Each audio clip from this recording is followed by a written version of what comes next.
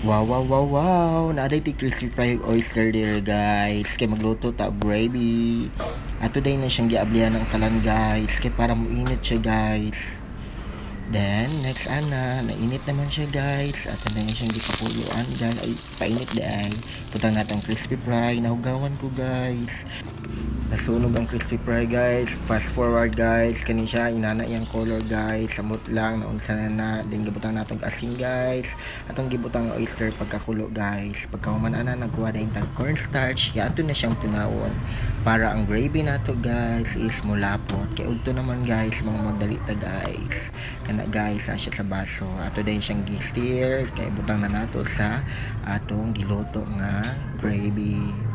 Then mao day na, guys, kuraw-kuraw lang dyan na siya, guys. Dili dyan nato yan na siya pasagdan sama sa iyang pagbiya nato. Char, sana all.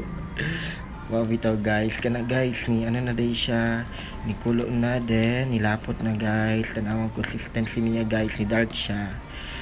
Kay nasunog magunay siya, guys. Ambot lang, guys, kay tungod aning vlog na ako, guro, pero okay naman siya Japon. Kana, guys, ato na siyang gibaling sa sudlanan, guys, kay para mapabili ng iyang kainit. Then, guys, naluto na day atong kanon. Then, guys, nag-arrange po day ko kanang chicken kay hapit na ang tig-udto, guys, na ni mga customer, guys. Then next magluto na po day ko og chicken. Ako nang i-transfer ang chicken, mga 15 pieces akong lutuon, guys, kay hapit po, guys, mas mabisi ba ang nagluto jud ko og una-una. Then mauna, guys, mauna mga cuts among chicken. Ako Japon nag-cuts guys. Nice kayo, no? Then ako din na siyang giablihan lutuanan. Then kana, guys, sabutan ko og kanang cornstarch o kanang flour para sa ako ang i-breading sa chicken. Then mao din na, guys, sabutan ko og gloves, guys, kay para safety, guys, ba kay para wala may maingon mga bashers bitaw. Mao gina siyang proper, guys, na magano gyud ta. Sunod ani gibutan ako isa cup ng flour. At today na imekos-mekos, guys, kay para ma-spread ang timpla sa chicken. Mauna day na siya ang final bago lutuon. Then next day na nakainit ang mga mantika. At today na siya lutuon mabutang sa taglabs, guys, kay para limpyo ang atong paglunod. Sunod at today na siya i-breading sa flour o cornstarch ang chicken nga natimplahan na. The next today na siyang hinahinay iglunod para maluto na siya, guys, kay hapit na udto yung taon kay basin nga magdasok ang mga taon nga ba maglisudayin ko kay ako rabi sa diri, guys.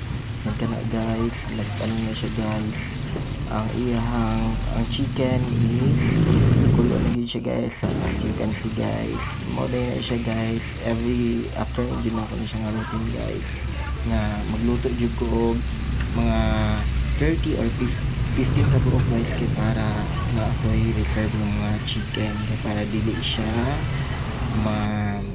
mapundo, guys. Then dili siya para ang mga customers ganahan jud ang mga init ng chicken. Then kana, guys, nakita ninyo na ano na ko, guys, ano siya set ang time.